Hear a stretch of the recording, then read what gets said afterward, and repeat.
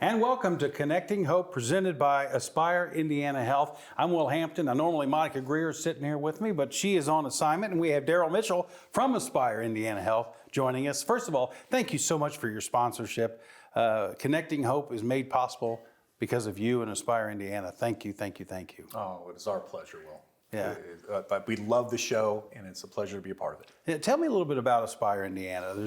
We talk a lot about you guys. We have a great commercial that runs each and every show. But if people are just tuning into this for the first time, what is Aspire Indiana? Well, we have over a half a century of service in a 4-county area. So we serve Madison County, Hamilton County, Boone County, and Marion County. And we are an integrated healthcare provider. So we provide primary medical care, mental health services, addiction services, and then what we call support services, community programs. Trusa Grosso is going to join us in just a bit here on the show, but I know a big part of what is made possible with the Hamilton County Council on Alcohol and Other Drugs, Aspire Indiana, and so many other services that are connected is the connection with the elected officials and the people who make it happen as far as on a government stage in Hamilton County, right? No question, and I think Hamilton County is unique in that all the municipalities and the county officials have a good working relationship, and our county commissioners have a heart for this work, so they make it easy to engage with other partners and with the work they're doing. So it's a big factor in being able to get things done.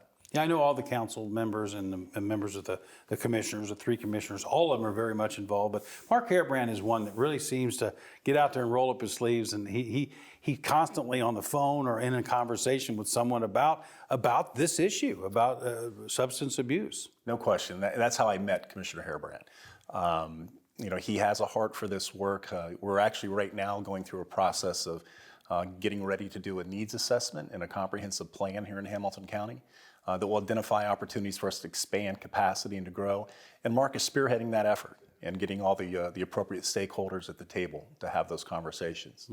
So he's a champion. It can get done without their help, but it sure helps when they're involved, doesn't it? There's no question. There's no question. Recently went to go visit the Hamilton County Community Foundation, and Mark's involvement. It was an example of how other organizations are eager to participate because he's championing this effort. Well, let's hear from him. Recently, I got a chance to sit down with Commissioner Mark Harebrant, and here's what he had to say about this issue, substance abuse in Hamilton County. Well, I think that we're in a very good position when I look across the state and look at the other 92 counties where we're at compared to those. But I really got a good perspective when Hamilton County was one of only 5 counties in the entire country that were invited to New York for some treatment and advanced training on mental issues and substance abuse. And what I really learned when I went with Monica Greer and her team out there to New York for a whole week was that after the first day, all the other counties were asking us questions. It made me very proud as an elected official to know that we have those types of people here in Hamilton County that are helping us with our citizens that need that type of help. You cannot do this just with one person or one county. It has to be a whole group of people. You have to bring in a lot of different experts in that field. We have a team with Aspire, who is our local mental health provider here, that has helped us tremendously trying to move these initiatives forward, as well as we have a lot of capable people here, not only in our law enforcement correctionals, but also in the judicial and the probation departments too.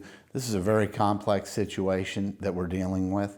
One of the things that really frustrated me as a county commissioner is when House Bill 1006 was passed by the state, they shifted all the level 6 inmates that had mental issues, substance abuse, theft, to the local jails. And so we saw an explosion of new inmates coming to our community that we had to try to help. And as I walk through our jail and I see some of these people that have mental issues that need our help, they come in as soon as they get enter our jail system, they lose their Medicaid. And so they sit in a cell, they don't get the proper treatment that they need. then they get released out again, and then they just come back, and it's just an ongoing thing. And what we really want to try to do is solve some problems and help our people that need it most. Thank you, Commissioner Harebrant. We do appreciate all the work and your service to Hamilton County.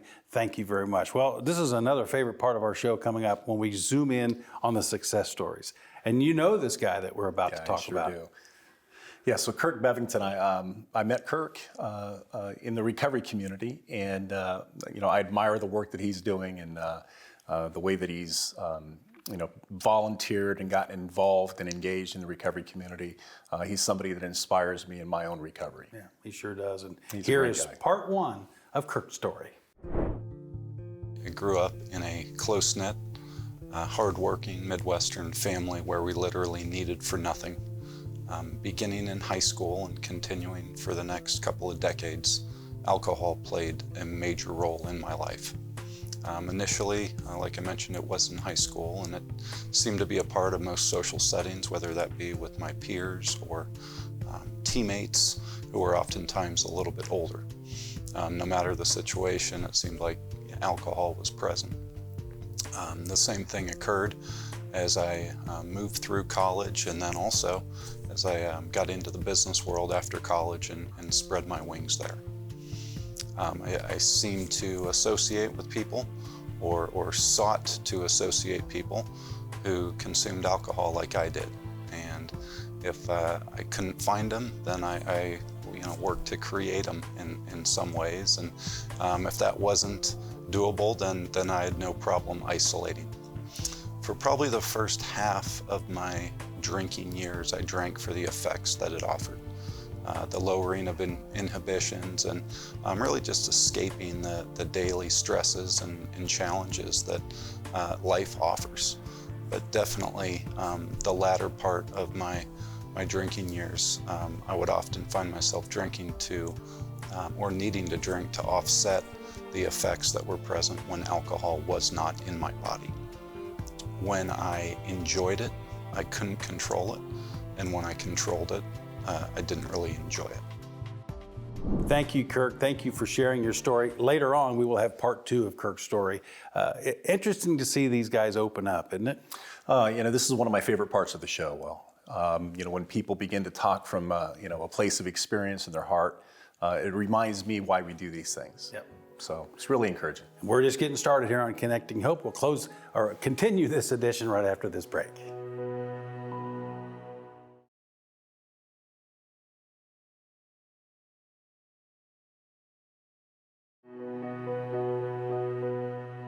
And welcome back to Connecting Hope, presented by Aspire Indiana Health. I'm Will Hampton, and we're glad that you're joining us here on TV 40, and it's my pleasure to welcome Trusa Grosso. You knew I was going to botch your name.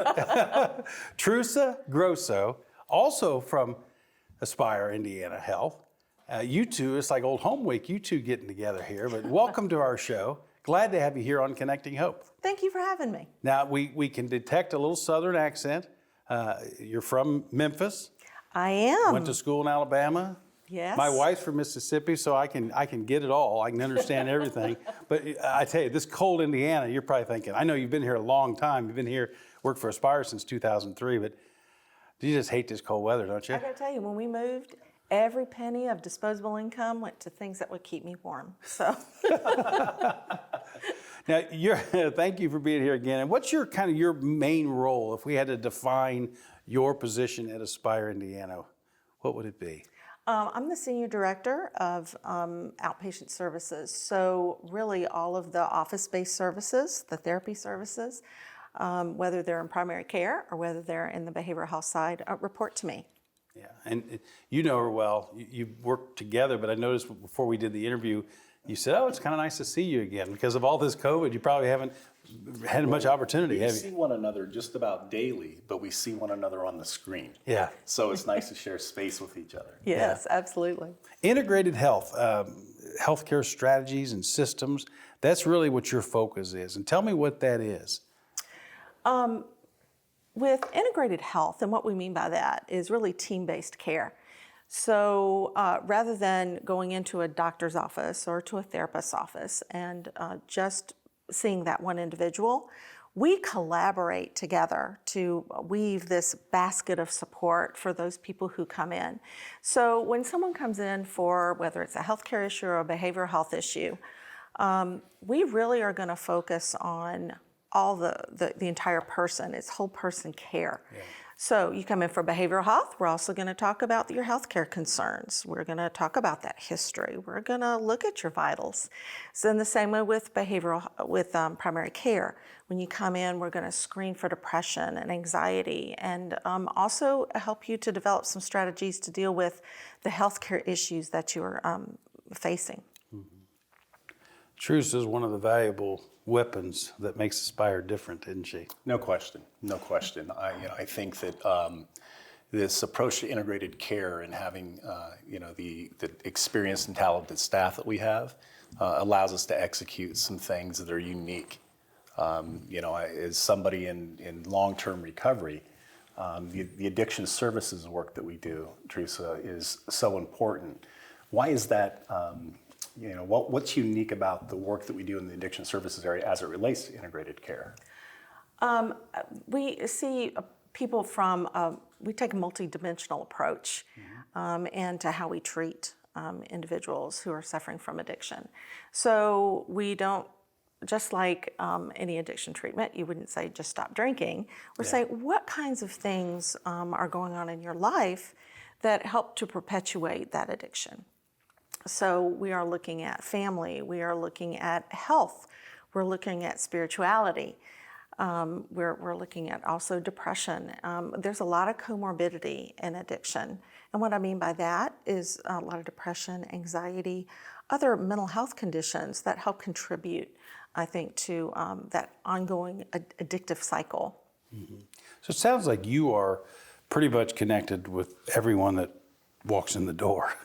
Is that pretty much the case?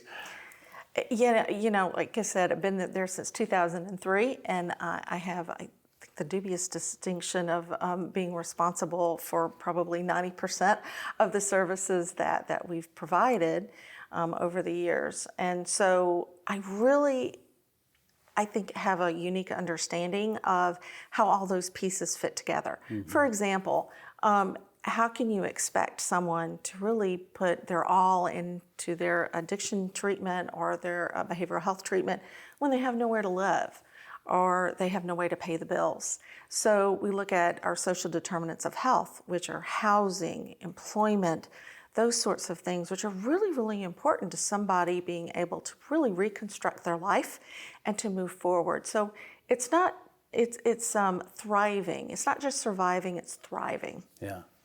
One of the things that we talk about often was providing people an opportunity to live their best lives.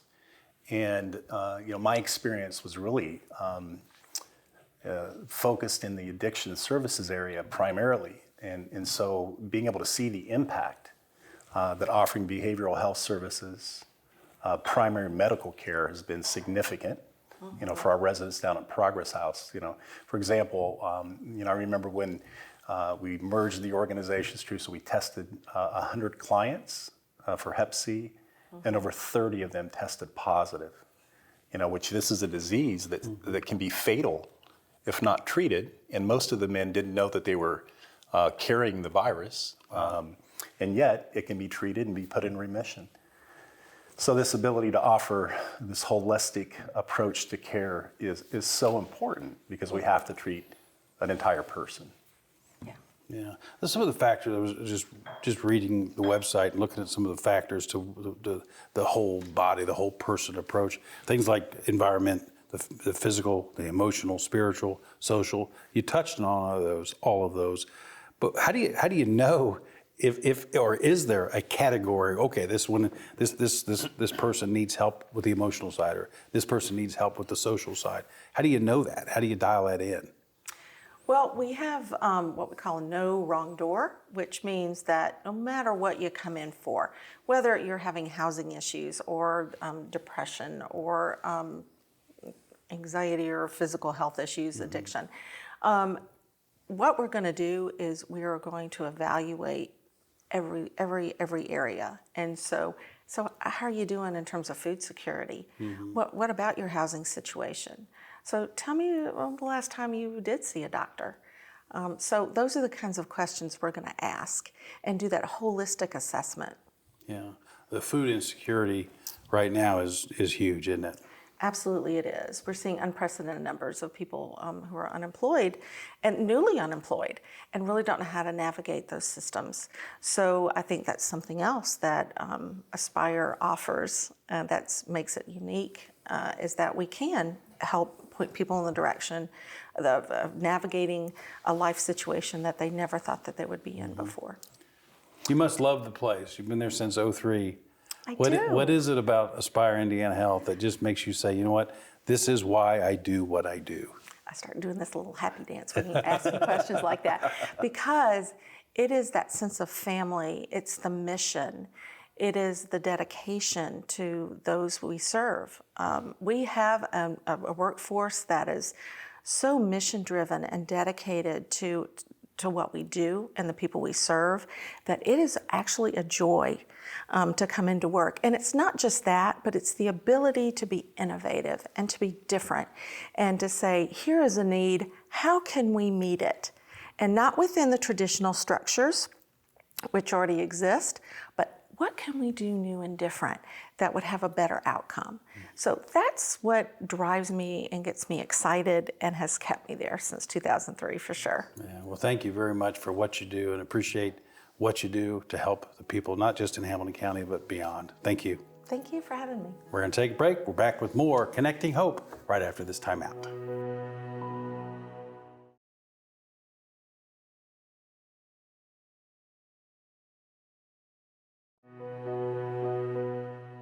Welcome back to Connecting Hope, presented by Aspire Indiana Health. I'm Will Hampton, along with Daryl Mitchell, and so much is going on at Aspire, and we heard a lot from Trusa, and just this time of year especially, it seems like there's just a lot going on at your place. Oh, it's amazing. You know, unfortunately, what's happened with the pandemic is a lot of people are reaching out for services now that may not have needed them, pre-pandemic. So the needs continue to increase. Earlier in the show, we heard part one of Kirk's story, and an interesting guy who's done a lot of good work, and he continues on his road to recovery, right? Yeah, absolutely. This is the fun part. We get to hear, how he got out. Yep, how he got out. Part two of Kirk's story. With the encouragement of not just family and friends, but also some business mentors, I found treatment in early 2016. And my initial treatment stint took me down to Florida. And, I kind of handcuffed or prolonged my issue of obtaining recovery, because while in Florida, it wasn't a 12-step recovery program. I seemed to focus on the differences I had with others versus the similarities. And, after that 30-day stint, within 60 days, I was back in treatment again, only here locally. And unlike the first time in treatment, where I had no access to email or phone, I essentially could not work. The second 30 days, I was fortunate to spend at Laverna Lodge, and I had access to those things. So it was a little more realistic to how transitioning out of there was going to be. And forever grateful for the staff at Laverna, a lot of the alumni at Laverna. And I think the biggest difference, it sounds really simple, but was focusing on the similarities I had with others versus my first stint in treatment, where I focused on the differences. The only two constants that were present and the biggest regrets that I had in my life were myself and alcohol. And if that was a particular food that I was eating that was causing me, the things that alcohol brought, I'd quit eating the food. If that was a relationship, I'd end the relationship. If it was a particular type of clothing, I'd quit wearing the clothing. But alcohol had a grip on me unlike anything I'd ever experienced. Another piece with Laverna that I think was key was the concept of change. And if I was going to live life in a different way, change was essential to do that. And kind of coming through to the other side of that change, I've realized we often fear it, because we focus on what we're giving up versus what we can gain from giving something up. And what we give our energy to in life is what tends to manifest. And I'm forever grateful that there's a program out there that can relieve us from a hopeless state of mind and body. And excited to live life how I am now. And for a lot of years I questioned why things weren't occurring on my time. And one of the many blessings that recovery has provided is the understanding that I'm right where I'm supposed to be. And so long as I keep recovery first, I look forward to what God has in store for my life. Thank you, Kirk, so much for sharing. It's hard, I'm sure, to share that story, but what do you think what's making him successful on this road? I think what's critical, especially during the pandemic, is that you stay engaged. So the community that helped you and supports you through your recovery, you got to stay connected. So there's new technology, whether it's via Zoom. Make sure you pick up the phone. You do the things daily that have made you successful whenever you're able to get to meetings, in person. Well, we appreciate what he's doing and the hard work that he's doing. We're going to take a break. We'll close this edition of Connecting Hope after this.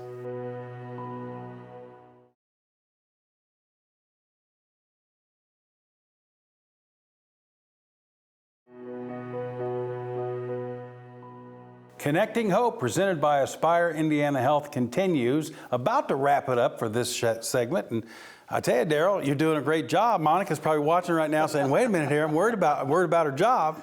I doubt it. What's going to happen is you'll replace me, and then she'll jump over there. That's what will happen. But thank you for doing this. And again, thank you so much for Aspire Indiana's commitment to this show. Yeah. What do you see that this show is touching? If you had to just from now as a host. Oh, yeah. So I think it's there's a few things. One, we get to meet the people actually doing the work day to day. Yeah. So we get to see who's providing services, which is so important to know where to go. And then the other piece is we get to hear from people who have actually been able to be successful. Yeah. So where they've had, hope connected. Yeah. Well, thank you so much. And my pleasure. We're done with this edition. We're going to do another one next week. And we do appreciate you watching. Thanks for watching Connecting Hope, presented by Aspire Indiana Health. We'll see you next time right here.